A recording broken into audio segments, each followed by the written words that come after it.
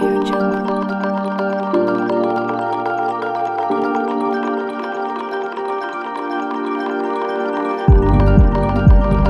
Audio Jungle. Audio Jungle.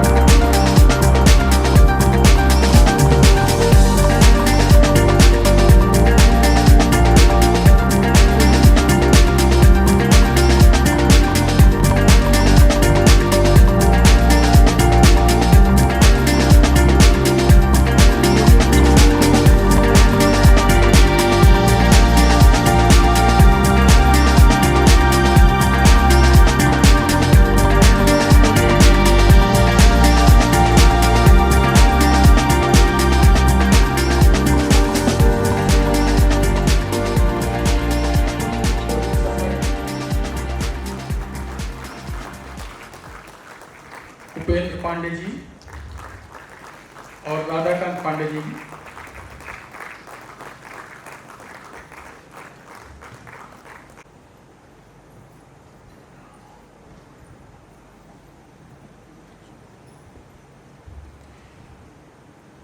मैं मंच पर आमंत्रित करता हूं मुख्य महाप्रबंधक मानव संसाधन एवं प्रशासन श्री वीर सिंह साहब को, कृपया हमारे कविगणों का सम्मानित कर उनको प्रेरित करें, उत्प्रेरित करें, ताकि वे हमें प्रेरित और उत्प्रेरित कर सकें। श्रीमती ऋचा पाठक जी का स्वागत।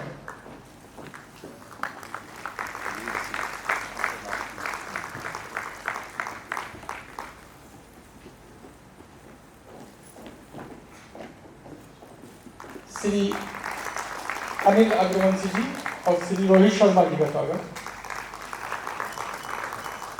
श्री उपेंद्र पांडे जी का स्वागत और श्री राधाकांत पांडे जी का स्वागत।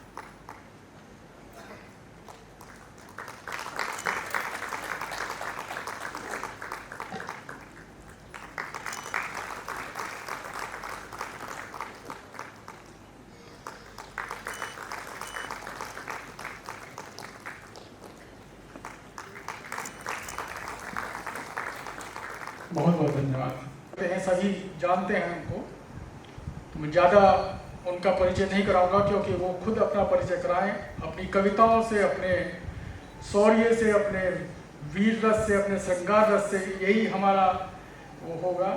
मैं निवेदन करता हूँ श्री राधाकांत पांडे जी, आपको ये मंच समर्पित करता हूँ। श्री राधाकांत पांडे जी। उपस्थित आप सभी लोग, आप सबकी उपस्थिति को प्रणाम करता हूं। और आइएगा, ये जो कवि सम्मेलन है, आज़ादी का अमृत महोत्सव, आप सब जानते हैं, जिन्होंने इस राष्ट्र के लिए अपना सर्वस्व न्यौछावर कर दिया, उनकी याद में ये कार्यक्रम रखा गया है। इसलिए आप सब बधाई के पात्र हैं। मैं चाहता हूं एक बार इस संस्थान के लिए आप सब जोरदार तालियों के साथ।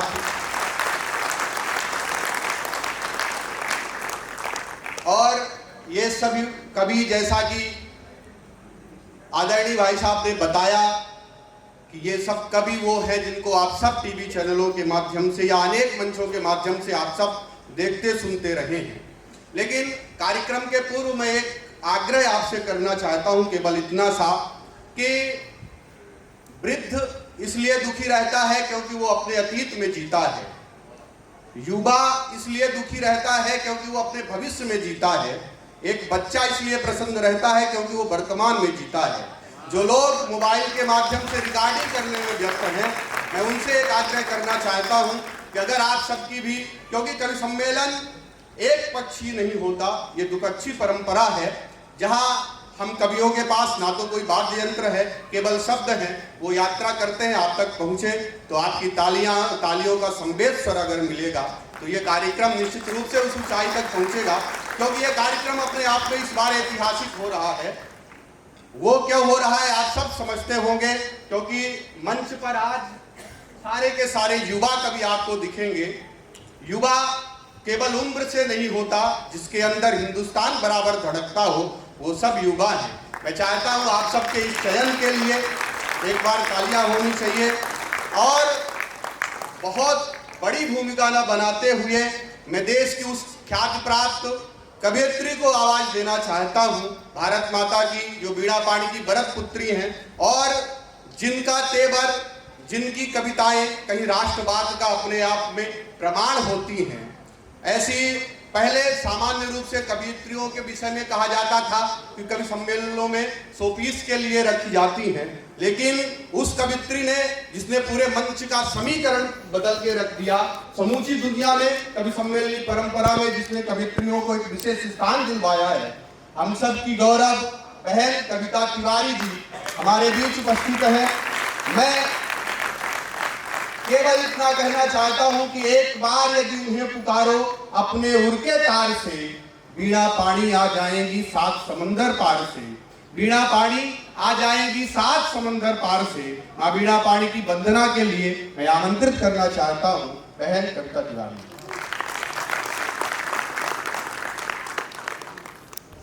आपके राष्ट्र सेवा को समर्पित इस महत्वपूर्ण संस्थान को और यहाँ के तमाम अधिकारियों और कर्मचारियों की उपस्थिति को बहुत बहुत नमन करती हूँ, रेखांकित करती हूँ। धीरे धीरे लोग जुड़ते जाएंगे। भाई ने माँ की वंदना का मुझे आदेश दिया है। मुझे ऐसा लगता है कि ये आदेश परम सत्ता से मिलता है, तब कहीं जाकर किसी का चयन हो पाता है कि आज माँ सरस्वती की वंदना में कौन अपने शब्द सुमन अर्पित करेगा।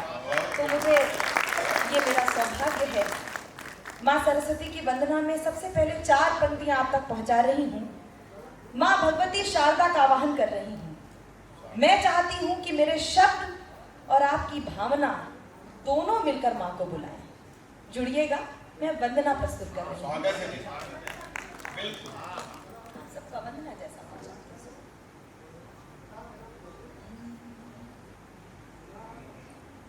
सारी धरा तुम्हारे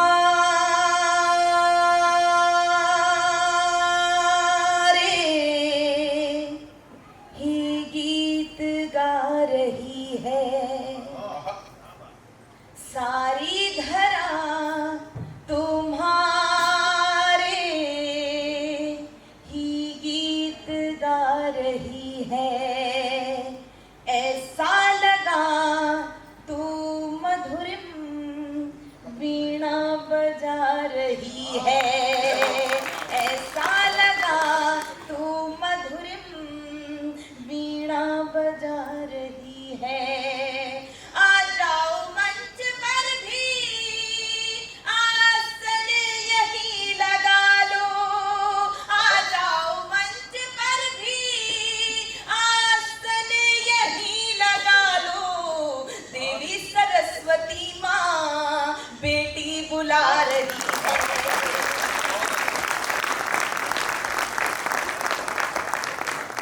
माँ के चरणों में कुछ छंद समर्पित करती हूँ। आप सबका इसी प्रकार का मंच सुनिए। श्वेत कमलासिनी सुशोभिता मराल पृष्ठ दीप्त शुभ्र विश्व की सुलोचना प्रसार दे। तत्व ब्रह्म वेद की श्रुति पुराण रूपिणी माँ लेखनी मयूर पंख छाट अंधकार दे। लक्ष्मी बाई जैसा स्वाभिमान नारियों में भर हो सके मनुष्य के चरित्र को संवार दे। सप्त स्वर दात्री है विधात्री पूर्ण ज्ञान योग शोक में रहे नाज कविता संवार दे। कविता संवार दे। झनकार तार दे सितार को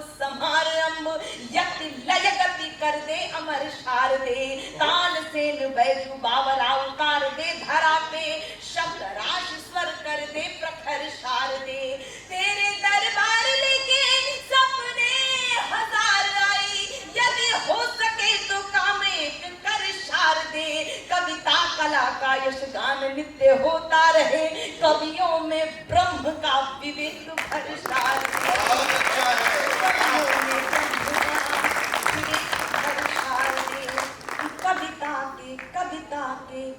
कविता के शब्द शब्द में बढ़ा दे देश प्रेम रस, व्यंजना प्रवाह शिल्प में बढ़ा दे माँ, उर में जगा दे प्यार, या कि कर दे संहार, किसी तौर धरती पे राम राज ला दे माँ। हंस छोड़ थोड़ी देर दुर्गा का रूप धार, खटकी प्रहार का भी रूप दर्शा दे माँ। राष्ट्र को जो मानते हैं, राष्ट्र को जो मानते हैं सिर्फ एक धर्मशाला, ऐसे पापियों के शीश धड़ से उड़ा दे माँ।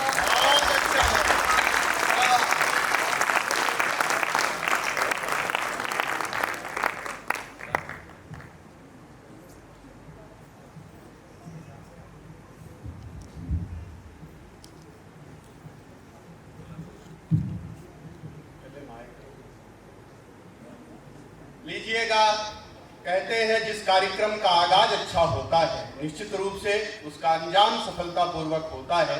इसलिए एक इस सुखद और श्रेष्ठ आगाज के लिए आपकी तालियां आमंत्रित करता हूं। और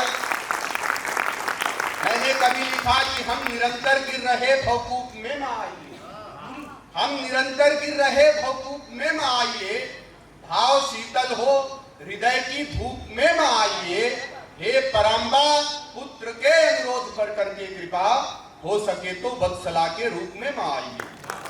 आज इस श्रेष्ठ कार्यक्रम के आप सभी प्रबुद्ध लोगों के बीच सरस्वती माता का हम मानसिक रूप से आवाहन कर चुके हैं। और अब आइएगा, मैं इस कार्यक्रम का आगाज करूं उसके पहले हमारे बीच CMD sir, DF sir, CJM, CGM और गोयल सर, अतुल जैन जी, पंकज शर्मा जी और आशीष पाठक जी, आप सभी जो गणमान्य अतिथि हैं और तमाम लोग जिनके नाम मेरे पास मैं बोलने से रह गया हूं, उन सबका मैं स्वागत करता हूं और आप सबकी उपस्थिति के लिए आप सबका धन्यवाद भी प्रेषित करता हूं। और आइएगा, इस कार्यक्रम का विधिवत शुरुआत करते हैं और ओपनिंग बल्लेबाज के रूप में एक ऐसे कवि को बुलाना चाहते हैं जो मुंबई से चल के आए हैं और इस समय भारतीय टीम में, भारतीय क्रिकेट टीम को अगर आपने देखा हो तो वहां का कप्तान जो है और ओपनिंग बल्लेबाज जो है रोहित शर्मा, इनमें और उनमें दोनों में बहुत समानताएं हैं। ये भी ओपनिंग करते हैं, वो भी ओपनिंग करते हैं, वो भी खूब चौके छक्के लगाते हैं, ये भी खूब चौके छक्के लगाते हैं, ये भी खूब जमते हैं, वो भी खूब जमते हैं। और आप सबके बीच केवल इनमें अंतर इतना है कि आज वो यहाँ पर उपस्थित है, ये वो यहाँ पर उपस्थित है और वो यहाँ पर उपस्थित नहीं है। आप सब जोरदार तालियों के साथ इनका स्वागत करिए। और कई ओशो कहते हैं कि जब आदमी हंस रहा होता है तो ईश्वर की आराधना कर रहा होता है, लेकिन जब वह किसी को हंसा रहा होता है तो उसके लिए स्वयं ईश्वर विधाता उसके लिए प्रार्थना कर रहे होते हैं। तो मैं आप सबकी तालियों के साथ आमंत्रित करना चाहता हूं आज के विस्फोटक ओपनिंग बल्लेबाज भाई रोहित शर्मा को।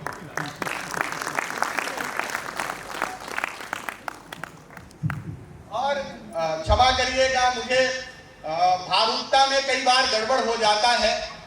मैं एक बात बताना भूल गया, आप सबने इस समय लाफ्टर चैलेंज टीवी पर अगर देखा हो तो एक नाम जिसने विशेष ख्याति पाई और जिसके लिए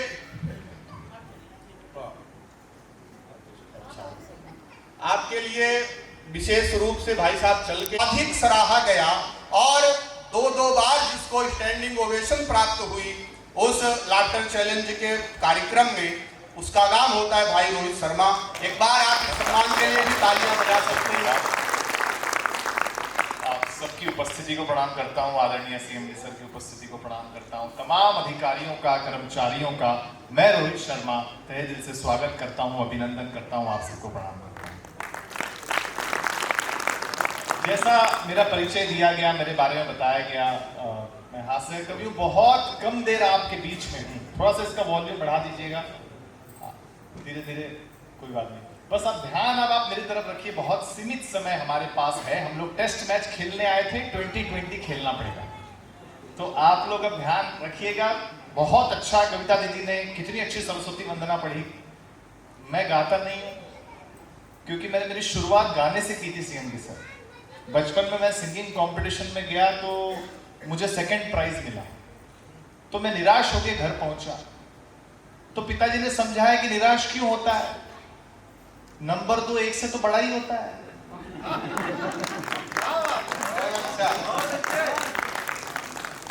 तो मैंने कहा नहीं, बहुत परेशान हूं। तो बोले कोई टेंशन मत ले, अच्छा एक बात बता, कितने लोग थे गाने वाले?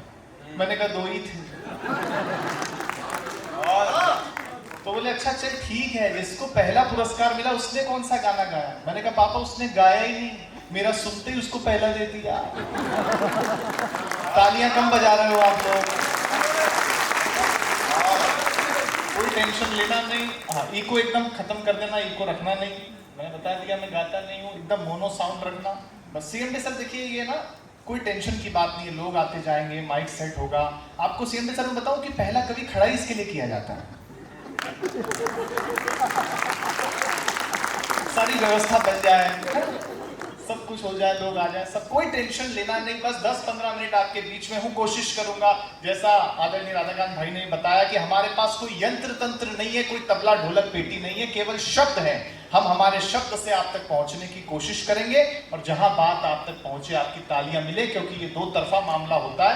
बात यहां से कही जाती है, वहां से सुनी जाती है, सराही जाती है, तब यहां से दूसरी बात कही जाती है। सालों में कई पीएसयूज में कार्यक्रम किए, लेकिन मैं आज पहली बार आपके संस्थान में हूं सर। पंकज शर्मा सर ने बताया कि अच्छा पढ़िएगा वरना ये अंतिम बार भी हो सकता है। तो मैं कोशिश करता हूँ, कोई टेंशन लेना ही, थोड़ी देर के लिए आप अपने आप को भूल जाइए। आप जिस पद पर हो, जितने पैसे वाले हो, जितने खूबसूरत हो, अपने आप को भूलकर हमारी हास्य की दुनिया में आइए। मैं आपसे वादा करता हूं कि इतनी जानदार और शानदार टीम इस मंच पर है कि आज का एक कार्यक्रम निश्चित तौर पर एक अविस्मरणीय कार्यक्रम होगा, एक यादगार कार्यक्रम होगा। क्योंकि देखिए, आदमी धन के पीछे तो तब तक भागता है जब तक उसका निधन नहीं हो जाता। मुझे याद है एक चीनी बादशाह की मौत हुई। ध्यान से सुनना और बात पहुंच जाए तो तालियों से शुरू कर देना, लगना चाहिए कवि सम्मेलन शुरू हो गया। एक चीनी बादशाह की मौत हुई। वो अपनी पत्नी के लिए 1000 करोड़ रुपए छोड़ के मरा। उसकी पत्नी ने घर के नौकर से शादी कर ली। उस दिन नौकर ने कहा कि मुझे अब तक ऐसा लगता था कि मैं मालिक के लिए काम करता हूं, आज समझ में आया मालिक मेरे लिए काम करता है। तब सुनाता हूं कि तुमको मिल सकता है हमसे बेहतर, हमको मिल सकता है तुमसे बेहतर, लेकिन तुम और हम 2 अगर मिल जाएं तो कुछ और नहीं हो सकता फिर इससे बेहतर। सर मैं सीएम सर बताऊं कि मेरा भी सिलेक्शन सर टीएचडीसी में हो गया था, लास्ट राउंड में रिजेक्ट हो गया सर। वो मेरी गलती की वजह से ही हुआ, क्योंकि एचआर ने मुझसे कहा कि देखो रोहित जी, अगर आप सिलेक्ट हो गए तो हमारी कंपनी की तरफ से आपको एक क्वार्टर दिया जाएगा। और अच्छा, मैंने कहा वो तो ठीक है, लेकिन नमकीन कौन देगा? सर नहीं हुआ, लेकिन कोई बात नहीं। मैंने प्राइवेट लिमिटेड कंपनी ज्वाइन की। अच्छा, हमारे यहाँ ना मतलब अद्भुत मामला है कॉर्पोरेट में। आप लोगों के यहाँ तो सर इतना ज्यादा प्रोटोकॉल है, इतना ज्यादा प्रोटोकॉल है। मेल आप लोग एक आदमी को भेजते हो, सीसी 10 लोगों को रखते हो। मैंने बहुत रिसर्च की कि ऐसा क्यों होता है। पता चला कि अगर आगे जाके कोई गड़बड़ हुई तो सबका नाम मेल में होना चाहिए।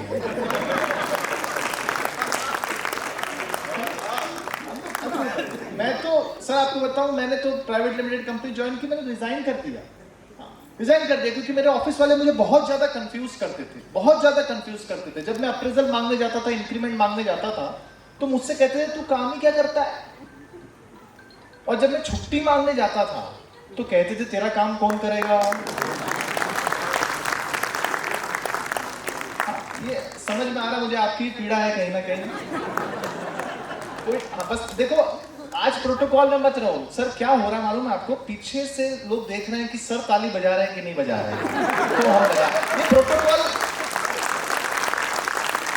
आनंद में रहो। सर ने बोल दिया आज कोई प्रोटोकॉल नहीं है। आप लोगों को जहां बात अच्छी लगेगी टेंशन लेना मत। और अच्छी बात क्या है ना कि सर को नहीं दिख रहा कि कौन बजा रहा है, तो ये भी टेंशन मत लेना। देखो ऑफिस कोई भी हो, मेरा एक ऑब्जर्वेशन है, बात अच्छी लगे तो बताना। ऑफिस कोई भी हो, सरकारी हो प्राइवेट हो, दो चीजें कॉमन है। मैं खाली पहली चीज बोलूंगा, दूसरी आप समझ जाएंगे तो तालियां बजाकर बताना। ऑफिस कोई भी हो, सरकारी हो प्राइवेट हो, दो ही चीजें कॉमन है। पहली ये कि बॉस को लगता है कि एम्प्लॉय को कुछ नहीं आता है।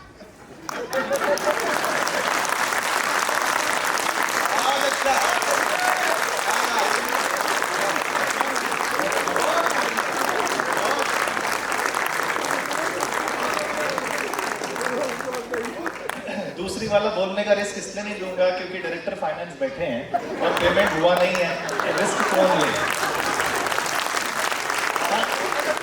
रिस्क अपन लेते ही नहीं। सर मैं आपको बताऊं कि मेरा तो बहुत साल मैंने काम किया है कॉर्पोरेट में। हमने एक ऊर्जा का नियम पढ़ा, आप सब नहीं पढ़ा होगा बचपन में, कि ऊर्जा ना पैदा की जा सकती है ना खत्म की जा सकती है। इसे बस एक जगह से दूसरे जगह में ट्रांसफर किया जाता है। इसका कॉर्पोरेट कंपनी में ठीक ठाक मतलब ये है कि ऑफिस में पड़ने वाली डांट न पैदा की जा सकती है न खत्म की जा सकती है। इसे बस बॉस से एम्प्लॉय में ट्रांसफर किया जाता है। एक और साइंटिस्ट हुए, उन्होंने बताया there will always be a transmission loss during the transfer. इसका ठीक ठाक मतलब यह है कि अगर आपके बॉस ने आपको 10 डांट लगाई है तो समझ लेना उनको 20 पड़ी है।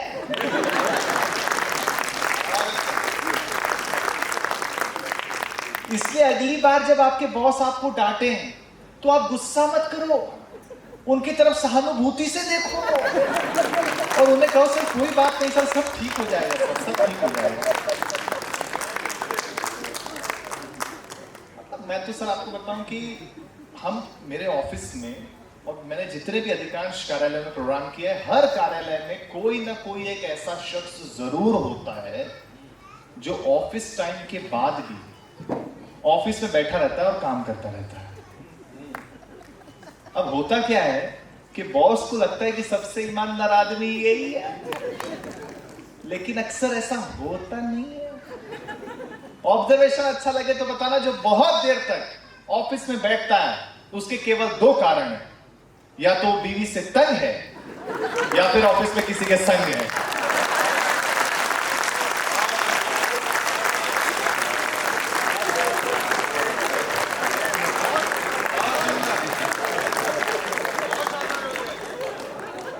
ये मैंने बताए हैं, कोई खास बात नहीं, बहुत अच्छा लग रहा है, आप लोग अच्छा सुन रहे हैं। इससे ज्यादा का रिस्क लूंगा नहीं। एक ताली बजी, टेंशन नहीं। आप लोग जुड़ गए। मैं एक छोटी सी कविता आपको सुनाता हूँ। एक दिन कृष्ण भगवान मेरे सपने में आए, मैंने उनसे कुछ बातचीत की, वो बातचीत आपको सुनाता हूँ। एक एक पंक्ति पर आपकी दाद, आपकी तालियां मिलेंगी तो मुझे अच्छा लगेगा। हास्य की कविता है, एकदम अच्छे से सुनिए, आपको अच्छा लगेगा। निवेदन करता हूँ, सुनिए कि हे कृष्ण, आप इस कलयुग में आके तो देखो, आपने पहाड़ एक उंगली पे उठाया, अपने सर पे ऑफिस का बोझ उठा के तो देखो। आपने जवानी में कंस को मारा, दाऊद को हाथ लगा के तो देखो। और सबसे ज्यादा तालियां चाहिए कि आपने भरी महफिल में द्रौपदी को साड़ी पहनाई, मल्लिका को एक साड़ी पहना के तो देखो। आपने 16,000 गोपियों को अपनाया, आज एक का खर्चा तो उठा के देखो।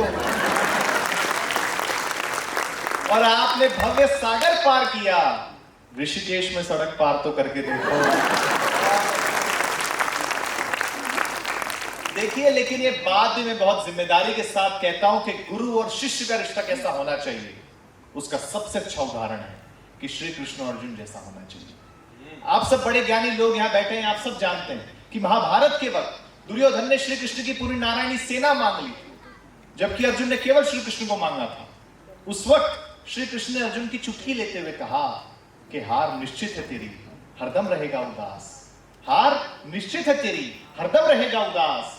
माखन दुर्योधन ले गया, केवल छाछ बची तेरे पास। इस पर जो जवाब अर्जुन ने दिया उस पर आपकी वो तालियां चाहता हूं जब तक आपने मुझे नहीं दी। श्री कृष्ण ने कहा हार निश्चित है तेरी, हरदम रहेगा उदास। माखन दुर्योधन ले गया, केवल छाछ बची तेरे पास। इस पर अर्जुन ने कहा हे श्री कृष्ण, जीत निश्चित है मेरी, दास रह नहीं सकता उदास। जीत निश्चित है मेरी, दास रह नहीं सकता उदास। माखन लेकर क्या करूं जब माखन चोर है मेरे पास।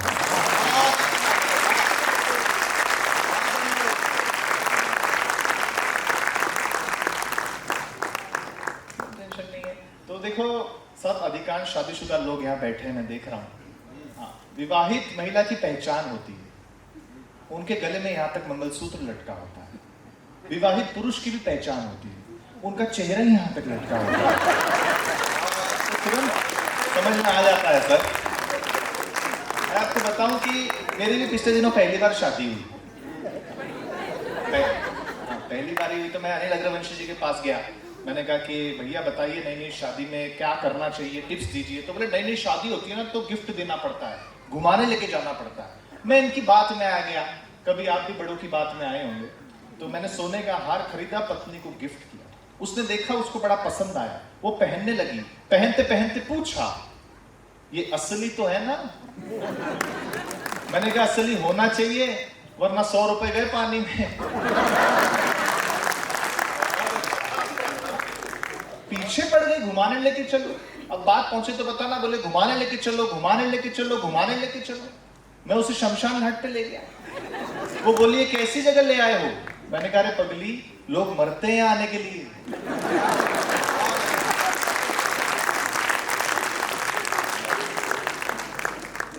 महिलाएं महिलाएं होती, गुस्सा हो गई। मैंने कहा सर देख तू टेंशन मत ले, अपनी शादी की 10वीं एनिवर्सरी पर मैं तुझे अंडमान एंड निकोबार आइलैंड ले जाऊंगा। वो बड़ी खुश हो गई। बोले अच्छा 25वीं पर? मैंने कहा लेने आऊंगा। आदरणीय ऋचा जी बैठी है, इनकी बिटिया साइकोलॉजी पढ़ाती है। मैं आपको बताऊं कि पति पत्नी का रिश्ता भी ना साइकोलॉजिकली होता है। बस समझ में ये नहीं आता कि साइको कौन है और लॉजिकल कौन है। लेकिन मैं महिलाओं का बहुत सम्मान करता हूँ। कविता दीदी मंच पे बैठी है, आप मेरी बड़ी बहन है, मुझे प्यार करती है, मेरा सौभाग्य। आप लोगों मैं महिलाओं का सच में बहुत बहुत सम्मान करता हूँ, बहुत सम्मान करता हूँ। इसलिए करता हूँ क्योंकि महिलाओं को आप जो भी कुछ दें बदले में आपको ज्यादा लौटाती है। जैसे आप इन्हें मकान दें, ये आपको घर करके देती है। आप इन्हें अनाज दें, ये आपको भोजन बना करके देती है। आप इन्हें मुस्कुराहट दें, ये आपको अपना दिल दे देती है। मतलब आप महिलाओं को जो भी कुछ दें बदले में आपको ज्यादा ही लौटाती है। तो यदि हम इन्हें कोई छोटी मोटी तकलीफ दें, तालियां कम बजा रहे हो आप लोग।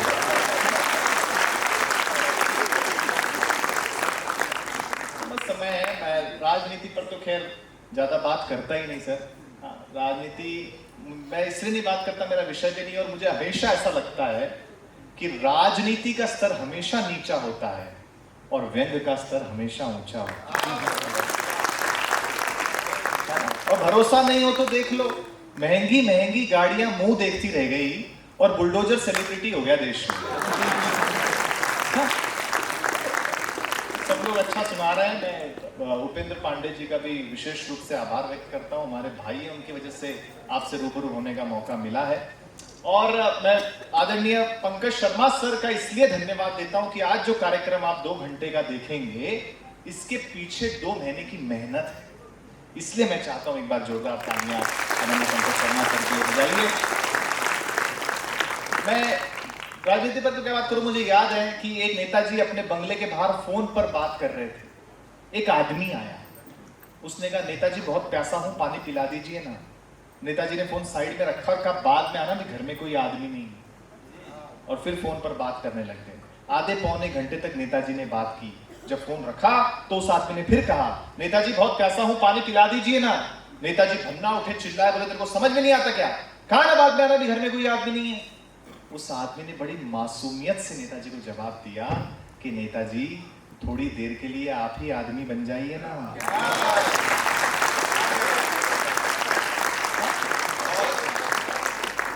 मैं अंतिम रूप से कविता सुना देता हूं क्योंकि टीम लंबी है, आपको सबको सुनना है। अंतिम रूप से मैं कविता सुनाना चाहता हूं और इसलिए सुनाना चाहता हूं कि ऋषिकेश में हूं। मैं शिवानंद आश्रम जाना चाहता था लेकिन क्योंकि फ्लाइट बहुत डिले हो गई, मैं एकदम समय पर पहुंचा तो नहीं जा पाया। मैं अंतिम रूप से 1 मिनट की आप कविता सुन लीजिए, आपको अच्छा लगेगा। वैसे सर मैं बहुत कॉन्फिडेंस वाला कवि हूँ, आपको बता दूं। हाँ, बहुत मतलब आज तो फिर भी आप बहुत लोग हैं। पिछले प्रोग्राम में केवल एक श्रोता बैठा था सामने, केवल एक। मैंने 2.5 घंटे सुनाया, फिर उतर के मैं उसके पास गया, मैंने कहा नमस्ते भाई साहब, लगता है मेरे बहुत बड़े फैन है। वो बोले फैन है? मैंने कुछ नहीं, मैं तो माइक वाला हूँ।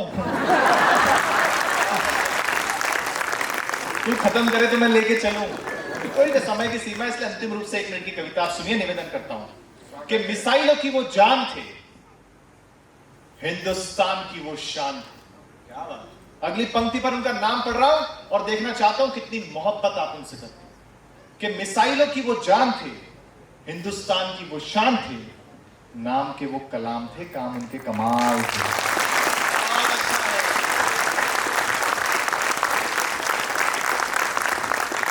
कलाम साहब की 2 पंक्तियां जब जब पढ़ता हूं बहुत ताकत, बहुत हिम्मत, बहुत प्रेरणा मिलती है कि सपने वो नहीं होते जो आप सोते हुए देखते हैं। सपने वो नहीं होते जो आप सोते हुए देखते हैं, सपने तो वो होते हैं जो आपको सोने नहीं देते।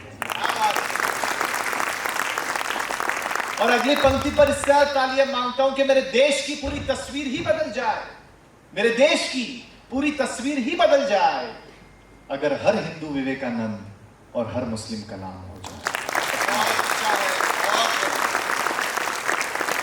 आखिरी 4 पंक्तियां सुना के अपना स्थान लेता हूं। अगर आपको लगे रोहित शर्मा ने ठीक ठाक शुरुआत इस कवि सम्मेलन की कर दी हो तो मुझे तालियों से विदा करना। कि मिसाइलों की वो जान थे, हिंदुस्तान की वो शान थे, नाम के वो कलाम थे, काम उनके कमाल थे, कलयुग के वो श्री राम थे, आदर्श उनके महान थे, देशहित में अग्रमान थे, खुदा ऐसे बंदे को सम्मान दे और अगले जन्म में उन्हें फिर हिंदुस्तान दे, अगले जन्म में फिर हिंदुस्तान दे।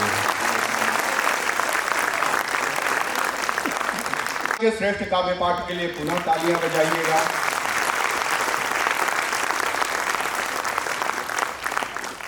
रोहित भाई बहुत श्रेष्ठ कवि हैं, बहुत शानदार व्यक्ति भी हैं। जब इनकी नई नई शादी हो रही थी, जैसा कि उन्होंने बताया पहली बार, तो इनको देखने लड़की वाले आए। बाद में औपचारिकता बस इनके पिताजी ने लड़की वालों से पूछ लिया कि आप लड़के से मिल चुके, लड़का देख लिया आपने क्या? उन्होंने कहा मैंने तो देख लिया, पर आप अब इसको डॉक्टर को भी दिखा दीजिए। तो ये बहुत कॉन्फिडेंस वाले व्यक्ति हैं। इनके पास पिछले दिनों च्यवनप्राश के प्रायोजक चले गए। उन्होंने कहा हमें आपकी एक फोटो चाहिए, तो ये बहुत उत्साहित हुए। बोले मैं तो दुबला पतला हूं, आप मेरी फोटो लेके क्या करेंगे? वो बोले हम दरअसल विज्ञापन में आपकी फोटो देंगे और बताएंगे कि जो हमारे ब्रांड का च्यवनप्राश नहीं खाता उसकी स्थिति ऐसी होती है। तो बहुत श्रेष्ठ काव्य पाठ किया उन्होंने। भारत रत्न इस देश के अभूतपूर्व राष्ट्रपति के विषय में कहा, मैंने कभी लिखा कि स्वार्थ द्वेष पदलोलुपता में दिन बीते जाते हैं।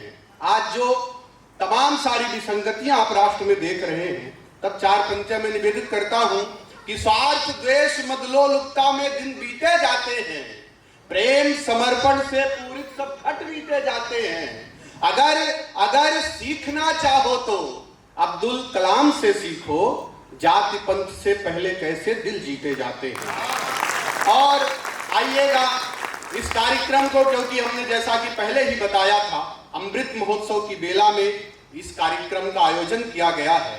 मैं एक ऐसे कवि को आवाज देना चाहता हूं जिसके दिल में हिंदुस्तान, जिसके होठों पे हिंदुस्तान रहता है, वो राष्ट्र प्रेम के नगमे गाता है। और कहीं मैंने लिखा कि पांचाली का केश दिखाई देता है, सहमा सा परिवेश दिखाई देता है, चूड़ी कंगन पायल मन को भाए पर हमको पहले देश दिखाई देता है, हमको पहले देश दिखाई देता है। तो देश की पीड़ा गाने वाला वो कवि जिनका नाम होता है भाई उपेंद्र पांडे, जिन्होंने इस कवियों की इस पूरे गुलदस्ते को सजाया है। और मैं उनको आमंत्रित करना चाहता हूं, लेकिन उनसे एक आग्रह करना चाहता हूं। वो देश की लगभग 21 मंत्रालयों में काव्य पाठ कर चुके हैं और लगातार आते जाते रहते हैं। और इसके अलावा भारत से बाहर पानी पर उनकी एक लिखी हुई कविता बहुत वायरल हुई और काफी लोगों के द्वारा सराही गई। आज इस मंच पर मुझे लगता है उससे ज्यादा कोई सार्थक कविता नहीं हो सकती। तो उनका जैसा भी मन हो वो पढ़े, लेकिन अंत में मैं उनसे आग्रह करूंगा कि वो पानी वाली रचना अपनी अवश्य पढ़े। एक बार आप सब जोरदार तालियों के साथ उनका स्वागत करिए, भाई उपेंद्र पांडे।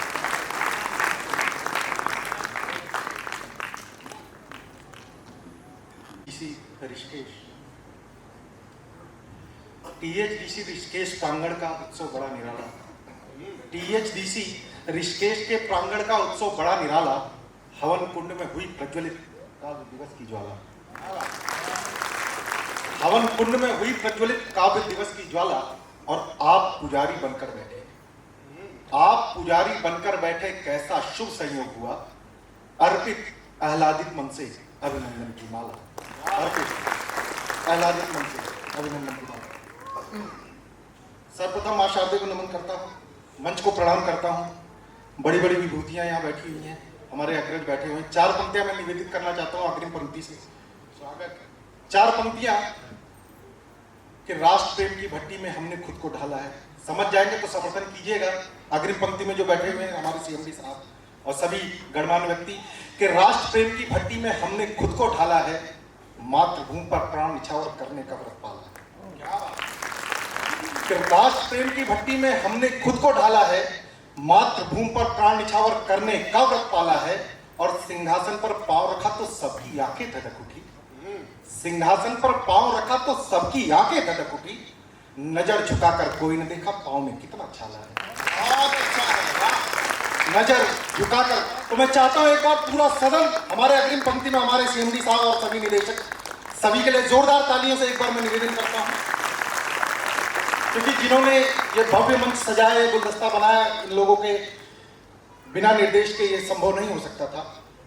4 पंक्तियां मैं किस विधा में लिखता हूँ। आदरणीय अली लग्नवंशी जी बैठे हैं, कविता दीदी बैठी है कि मेरे संस्कार क्या है कि बस एक प्रतिज्ञा एक मंत्र, बस एक देश का नारा है। बस एक प्रतिज्ञा एक मंत्र, बस एक देश का नारा है। हम देश नहीं झुकने देंगे, या भारत वर्ष हमारा है। हम देश नहीं झुकने देंगे, यह भारत वर्ष हमारा है। और रोम रोम में देशभक्ति कोटि कंठ जयगान है। आदर्श विवेकानंद हमारे वल्लभ भाई प्रतिमान है। आदर्श विवेकानंद हमारे वल्लभ भाई प्रतिमान है। कुछ लोग अभी लेट आए, कोई बात नहीं, धीरे धीरे ये भारत की उस परंपरा को निभा रहे हैं। असल में अनिल जी बताते हैं कि अमेरिका में जो वर्ल्ड ट्रेड सेंटर पे हमला हुआ तो एग्जैक्ट 8 बजे हुआ। वहां पे ऑफिस भी खुलने का समय 8 बजे था, लेकिन उसमें कोई भी भाई भारतीय व्यक्ति हताहत नहीं हुआ। तो एक बार उन लेट आने वाले लोगों के लिए भी मैं चाहता हूं जोरदार तालियां। हमारे राधाकांत भाई देश के बहुत बड़े संचालक, बहुत अच्छे व्यक्ति हैं। अभी हाल ही में इनकी शादी हुई। रात के 2 बजे उठकर बोलते हैं, शादी हुई रात के 2 बजे उठकर बोले मुझे नींद नहीं आ रही। बगल में भाभी जी लेटी थी, बोले उठ के बर्तन साफ कर लो। हंस कह रहे हो, सभी की यही स्थिति है कि 2 बजे उठ के बोले मुझे नींद नहीं आ रही, बगल में भाभी जी लेटी थी, बोले उठ के बर्तन साफ कर लो। अगले का जवाब सुनना है, इनके मैनेजमेंट पर ताली आनी चाहिए। अगले ने जवाब दिया नींद में ही बोल रहा हूं। एक बार चाहता हूं देश के सर्वश्रेष्ठ संचालक बड़े आदरणीय राधाकांत भाई, रोहित शर्मा जी, बहुत अच्छा इन्होंने काव्य पाठ किया और आपको हंसाया। हमें गर्व होता है, ये हमारे कवि समाज से ही है। चाहता हूं एक बार जोरदार सम्मान इनके सम्मान में जोरदार तालियां, क्योंकि यही एक ऐसा व्यक्ति है जिसे बनाते समय भगवान ने भी 28% जीएसटी काट ली।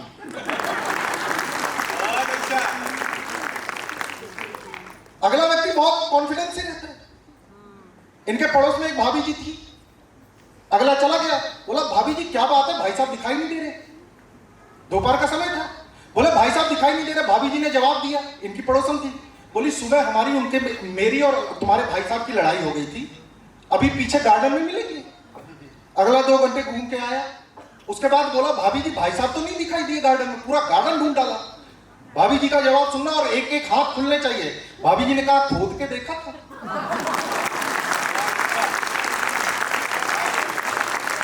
तो ये इनका कॉन्फिडेंस है। अगला फिर भी नहीं माना, 3 दिन बाद पहुंच गया भाभी जी के पास। बोला भाभी जी अगर आप बुरा ना माने, देखो अनुमति कैसे ली जाती है, कॉर्पोरेट कल्चर से है। बोला भाभी जी अगर आप बुरा ना माने तो क्या मैं आपके पति की जगह ले सकता हूं?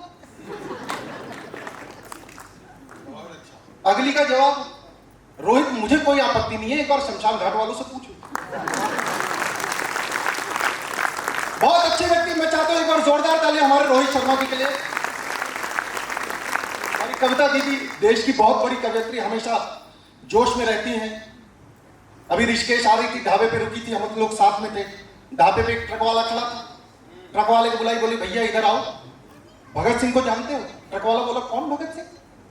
बोले चंद्रशेखर आजाद को तो जानते होगे, राम प्रसाद बिस्मिल को तो जानते होगे। अगला मना कर दिया, इनका माथा ठनका।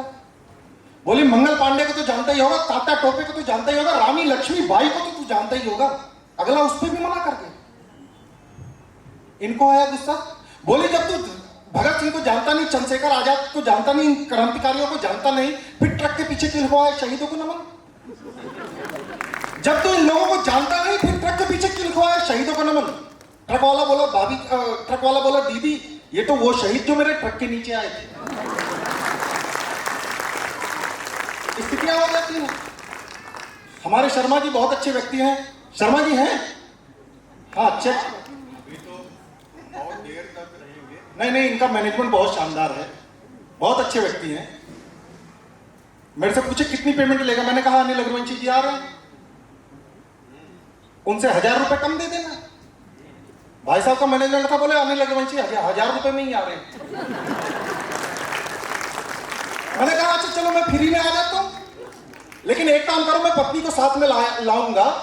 तो उत्तराखंड में कौन सी ऐसी जगह है घुमाने की, क्योंकि आपको पैसा तो दे नहीं रहे, आपको घुमाना पड़ेगा। तो उत्तराखंड में कौन सी ऐसी जगह है जहां पे सबसे ज्यादा बर्फ गिरती है? इनका मैनेजमेंट, तालियां आनी चाहिए इनके मैनेजमेंट के लिए, शर्मा जी के लिए। मैंने कहा कौन सी ऐसी जगह है जहां सबसे ज्यादा बर्फ गिरती है? अगले का जवाब दारू के गिलास में। तो आप लोग खुल जाइए। मैं चाहता हूं जोरदार तालियां हमारे शर्मा जी के लिए भी, जिन्होंने इस पूरे मंच को सजाया है। बहुत अच्छे व्यक्ति हैं। हम कवियों के साथ भी दिक्कतें हो जाती है, मैं अपनी भी व्यथा बताता हूं। परसों मैं एक शादी में गया, सीएमडी साहब, एक लड़की मुझे पसंद आई। हाँ पसंद आ सकती है। तो लड़की मुझे पसंद आई, मैंने उससे 15 मिनट बात की, मेरा मैनेजमेंट था। मैंने 15 मिनट उससे बात की, बातचीत के बाद पता चला उसी की शादी थी। बहुत अच्छी स्थितियां हो जाती हैं। एक दुकान के सामने लिखा था शादी का सब सामान मिलता है। अगले से मैंने पूछ लिया लड़की मिलेगी? अगले ने भाई साहब जो सुताई की। तो एक बार आप लोग खुल जाइए। मैं सीधे सीधे अपनी तालियों के साथ आमंत्रित करिए और मैं सीधे सीधे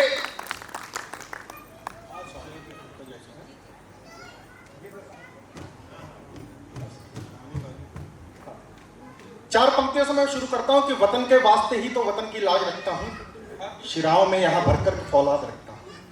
वतन के वास्ते ही तो वतन की लाज रखता हूं, शिराओं में यहां भरकर के मैं फौलाद रखता हूं। करे लाखों जतन दुश्मन के भारत झुक नहीं सकता, करे लाखों जतन दुश्मन के भारत झुक नहीं सकता। कफन हम बांधते सर पर तिरंगा ताज रखते हैं, कफन हम बांधते सर पर तिरंगा ताज रखते हैं। चार पंक्ति एक सेना के जवान के लिए कि एक सैनिक के जीवन की सबसे बड़ी उपलब्धि क्या हो सकती है। पूरा भरा मंच है कि एक सैनिक के जवान के लिए जीवन की सबसे बड़ी उपलब्धि क्या हो सकती है, जीवन की सबसे बड़ी अभिलाषा क्या हो सकती है। मैं पंक्तियां निवेदित करता हूं कि निगाहें झुकती सजदे में वहां सम्मान क्या होगा। मैंने पूछा परमवीर चक्र आपके जीवन की सबसे बड़ी उपलब्धि, लेकिन उसने जो जवाब दिया मैं पंक्तियां देता हूं कि निगाहें झुकती सजदे में वहां सम्मान क्या होगा, वतन पर जान लुटाने से बड़ा बलिदान क्या होगा। निगाहें झुकती सजदे में वहां सम्मान क्या होगा, वतन पर जान लुटाने से बड़ा बलिदान क्या होगा। सरहदों पर निछावर करके खुद को बस कहा इतना, सरहदों पर निछावर करके खुद को बस कहा इतना। तिरंगा खुद लिपट कर नेह दे आराम क्या, तिरंगा खुद लिपट कर नेह दे आराम क्या होगा।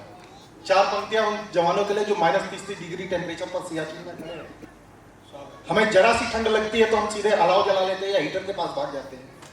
जब उन्हें ठंड लगती है अनिल जी, वो क्या करते हैं, -30 डिग्री टेम्परेचर पर खड़े हैं और उसके बाद ठंड लगती है तो क्या करते हैं। पंक्तियां फिर मैं निवेदित करता हूं कि नजर की ताप कैसी है जो हिम सरहद संभाले हैं, नजर की ताप कैसी है जो हिम सरहद संभाले हैं, वो प्रहरी है वतन के जो जिगर में आग पाले। क्या बात है कि नजर की ताप कैसी है। अमृत महोत्सव मनाया जा रहा है, आप लोग भी सम्मिलित होइएगा कि नजर की ताप कैसी है जो हिम सरहद संभाले हैं, वो प्रहरी है वतन के जो जिगर में आग पाले हैं, कि उनकी आन बान और शान का सानी नहीं कोई, कि उनकी आन बान और शान का सानी नहीं कोई, जिस्म पर ओढ़ कर रहते जो बर्फीले दुशाले हैं। जिस्म पर ओढ़ कर रहते जो बर्फीले दुशाले हैं। मैं एक कविता है, अभी कविता है जिसका शीर्षक है गलवान के बलवान। क्योंकि पाकिस्तान तो एक हमारा पड़ोसी मुल्क है, आए दिन खुरापात कर रहा है, लेकिन एक और दुश्मन देश का हमारे सामने आंखें गड़ा कर बैठा हुआ है, हालांकि उसकी आंखें दिखाई नहीं देती। तालियां बजा सकते हैं आप इस बात पे भी। हमारे अनिल अग्रवंशी साहब कवि तो अभी बने हैं, इसके पहले इंडियन आर्मी में थे और इनकी पोस्टिंग वही गलवान में ही हुई थी। सच कह रहा हूं, कवि तो अभी बने हैं, इनकी पोस्टिंग गलवान में थी, कमांडिंग ऑफिसर थे। इनके पास फोन गया अमित शाह जी का, बोले ये जो घटनाएं हो रही हैं, इसके बाद प्रधानमंत्री मोदी जी ने आदेश दिया है कि चाइना के सामने, हमारे भारतीय सैनिकों को चाइना के सामने सीना तान के खड़े रहना है, पीठ नहीं दिखानी है। बोले साहब हमें माफ कर दिए। इनका जवाब देश के गृह मंत्री को, अमित शाह जी को, उन्होंने बोला मोदी जी ने यह आदेश दिया कि सीना तान के खड़े रहना। बोला आप सीना तान के हम नहीं खड़े रह सकते, हमें क्षमा कर दीजिए।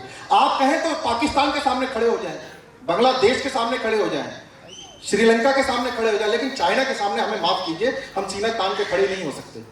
वो टेंशन में आके बोले हमारी भारतीय सेना इस तरह की बात कर रही है, सीना तान के नहीं खड़ी हो सकती, क्या डर गई है? अगले का जवाब सुनना, और एक भी हाथ स्वाभिमान से अगर खुले तो अगले, अगर स्वाभिमान से आपके हाथ खुलने चाहिए, अगले का जवाब सुनना कि हमारी भारतीय सेना डर नहीं गई है, टेक्निकली पॉसिबल नहीं है। बोले क्यों? बोले हमारे सारे जवान 7-7 फुट के और चाइना के सारे 4-4 फुट के। तो अगर आप आदेश दें, मोदी जी आदेश दें, तो हम पेट तान के खड़े हो सकते हैं। तो चाहता हूं जोरदार तालियां उन जवानों के लिए जो सियाचिन में, गलवान में हमारे देश के लिए खड़े हैं। मैं सीधे सीधे पंक्तियां देता हूं। 15 और 16 जून की रात है, दीदी के सामने पहली बार पढ़ रहा हूं। शीर्षक है 15-16 जून की जो रात है 2020 की।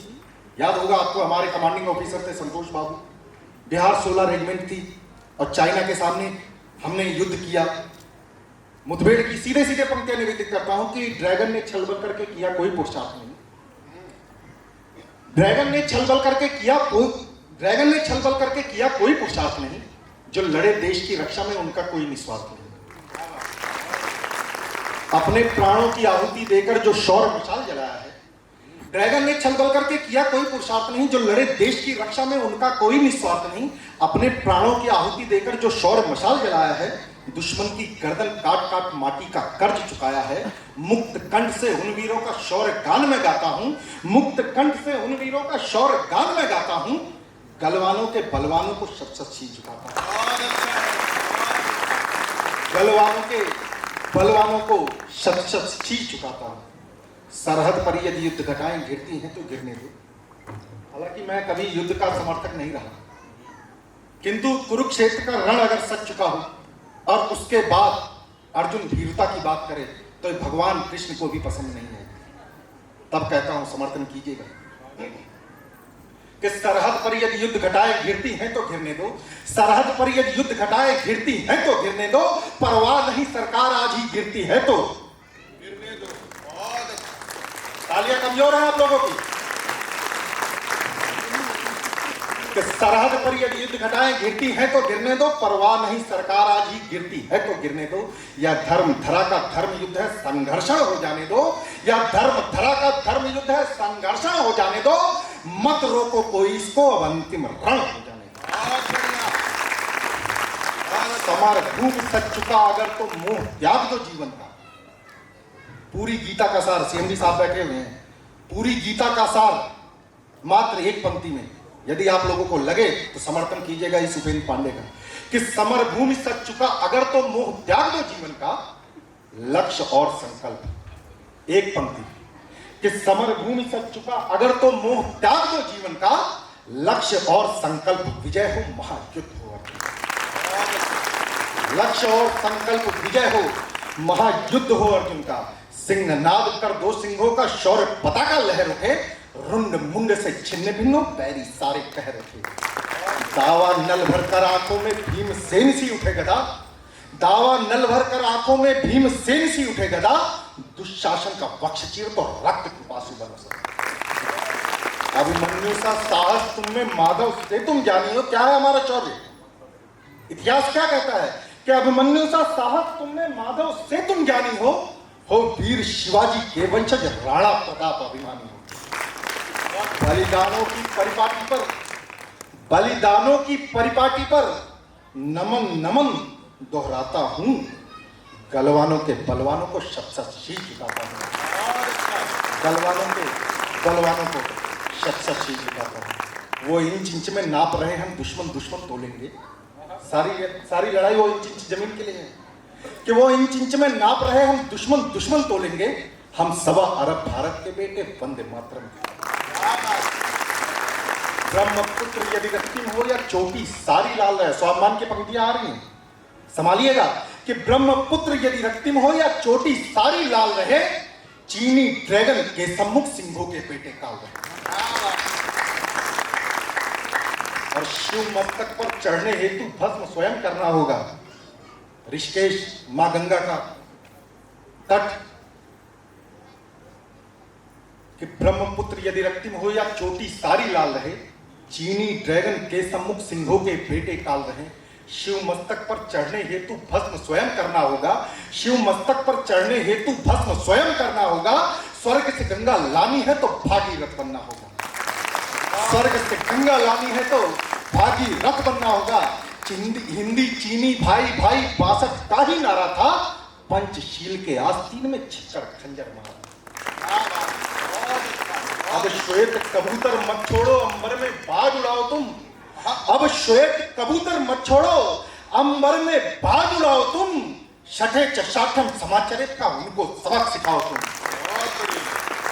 जैसे को तैसा कि अब श्वेत कबूतर मत छोड़ो, भारत बदल भी गया है। मैं चाहता हूं कि देश का जो प्रधान है जिसने ये नीति अपनाई है, उसके सम्मान में भी एक बार जोरदार तालियां आप लोग, क्योंकि ये स्वाभिमान हमें तब से मिलता है जब देश का प्रधान संसद में बैठा है और इस तरह का निर्णय करता है कि अब श्वेत कबूतर मत छोड़ो, अंबर में बाज उड़ाओ तुम। शठे चशाटन समाचरित का उनको सबक सिखाओ तुम। और पार्थ धरे गांडी, पार्थ धरे गांडीव को रण में गीता याद दिलाता हूं, गलवानों के बलवानों को शत शत शीश झुकाता हूं।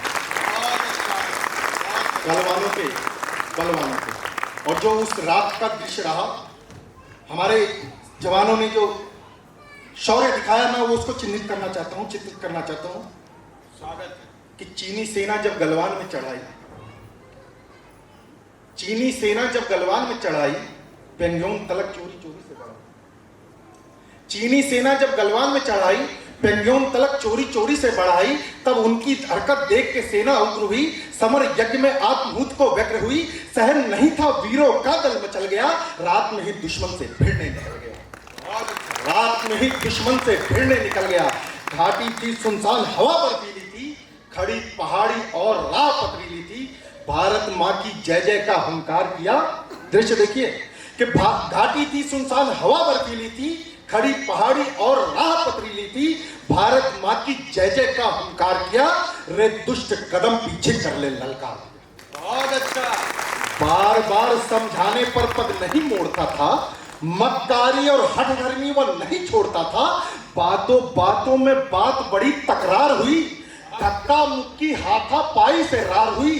संतोष बाबू का दल जैसे फिर क्रुद्ध हुआ, संतोष बाबू का दल जैसे फिर क्रुद्ध हुआ। फिर बर्फीले पानी में अद्भुत युद्ध, फिर बर्फीले पानी में अद्भुत युद्ध हुआ।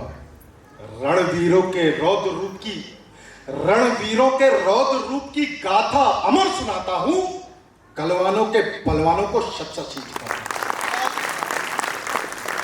कलवानों को। और अंतिम बंद के आधिकारिक रूप से कहा गया कि 40 चाइना के हम लोगों ने मारे, और अनाधिकारिक रूप से कहा गया कि हमारे मात्र 50 जवानों ने उनके 150 जवान हताहत कर दिए, और अधिकतर हमारे विनाशक जो टुकड़ी थी उन्होंने गर्दन तोड़ के मारा उन्हें।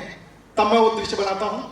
अंतिम मंद आदेश आशीर्वाद दीजिएगा कि बाज के जैसे दुश्मन से वो झपट पड़े, बाज के जैसे दुश्मन पर वे झपट पड़े, एक एक चीनी से जाकर लिपट पड़े। बाज के जैसे दुश्मन पर वे झपट पड़े, एक एक चीनी से जाकर लिपट पड़े। धरो धरो काटो मारो का शोर हुआ, अर्धरात में द्वंद बड़ा घनघोर हुआ। घेरो सबको यहां से कोई भाग ना पाए, धड़ से गर्दन अलग करो जिंदा ना जाए। फोड़ खोपड़ी जिंदा झील में डाल दिए, फोड़ खोपड़ी जिंदा झील में डाल दिए, मार मार कर 40 चीनी मार दिए, मार मार कर 40 चीनी मार दिए। हर हर महादेव हर सैनिक बोल गया। क्या दृश्य रहा होगा वो व्यंजन दृश्य, कि हर हर महादेव हर सैनिक बोल गया। कांप उठी धरती और अंबर डोल गया, कांप उठी धरती और अंबर डोल गया। ढाई घड़ी की काल रात्रि कांप उठी, हर हर महादेव हर सैनिक बोल गया। कांप उठी धरती और अंबर डोल गया। ढाई घड़ी की काल रात्रि सैनिक कोपे थे, हम मारे या मर जाए या पन रोपे थे। सीमा संकट सीने पर झेल गए। अब पंक्तियां देता हूं, आशीर्वाद दीजिएगा कि ढाई घड़ी की काल रात्रि सैनिक कोपे थे, हम मारे या मर जाए या पन रोपे थे। सीमा संकट सीने पर झेल गए, 20 सिपाही निज प्राणों पर खेल गए,